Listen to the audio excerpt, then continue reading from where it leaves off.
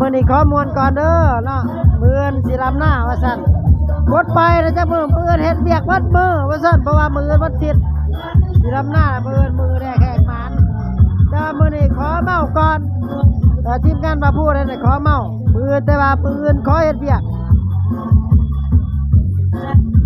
ชีวิตก็สิบ่ประมาณนี้เพราะว่าบ่ต้องคิดหยังหลายความสุขอยู่กับตัวเองเนาะอะไรก็มีทีมงานนำกันล่ะม่วนแต่8 โมงเช้าจนฮอด8 โมงแรกก็บ่ว่ากันเด้อเพราะมื้ออื่นเพิ่นว่ามื้ออื่นเพิ่นสิเฮ็ดเวียกมื้ออื่นก็ลงรับหน้าแล้วแต่ว่ามื้อนี้ขอปลดปล่อย